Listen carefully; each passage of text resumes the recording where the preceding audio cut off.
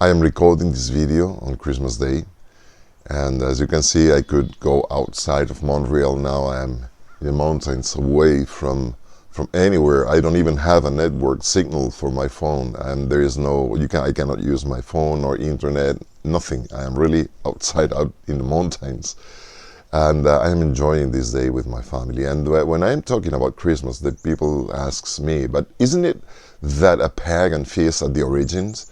And I say, yes, it is, because we have translated historically the holiday into the winter solstice. That means that the few recent days, they were the short days of the year, And many of the ornaments and things that are included in what the people do have a pagan origin. It is true, but nevertheless, we are celebrating the birth of someone, of Christ.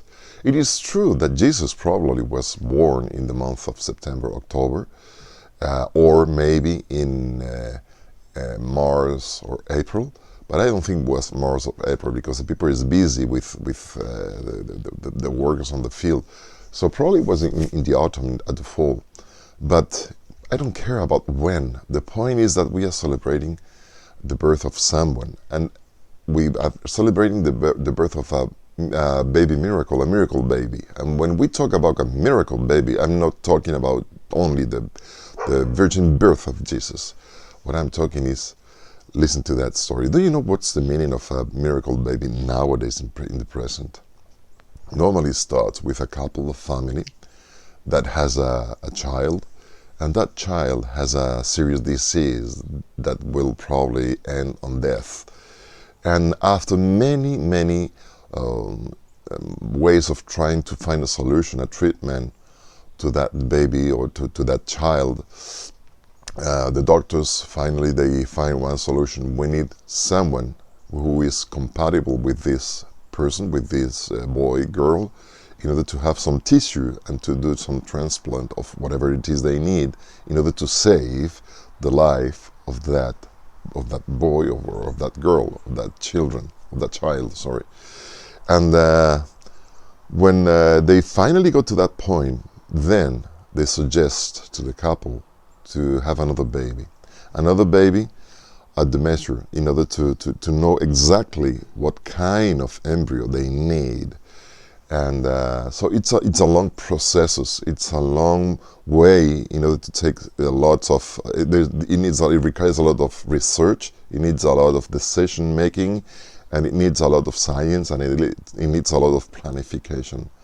Finally, when the couple they decide to, and the woman gets pregnant, and they know that there's a solution for the other child on the way. And they probably, after many months or maybe years of thinking about, they see something coming on. When that child, when that baby is born, this is what we call a baby miracle, because that baby brings with himself or herself the solution, the healing for the brother or sister, the other child, the sibling. And imagine when that second baby is born, the entire family celebrates the birth of a miracle baby. And you know now what it means. And even if the other child is old enough to know what's going on, he will probably be very happy, because he knows or she knows that that baby is going to save his life. This is what we should be celebrating on Christmas, because Jesus is a miracle baby. He was born to save you, to save me. And this is what we should really actually be celebrating on Christmas season. And this is what I celebrate in my heart. You know, all the Old Testament is the pointing out to the birth of that baby miracle baby.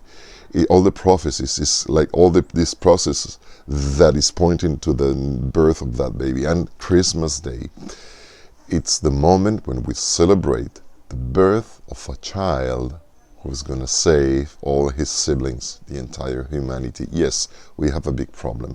We're going to die, all of us. I'm getting bold, I'm getting old. That's the consequences of sin. God did not create humanity to suffer as we are suffering, but he brought also a miracle baby so we could be saved and live eternally. This is the real spirit of Christmas, and this is what we are celebrating these days at the end of the year.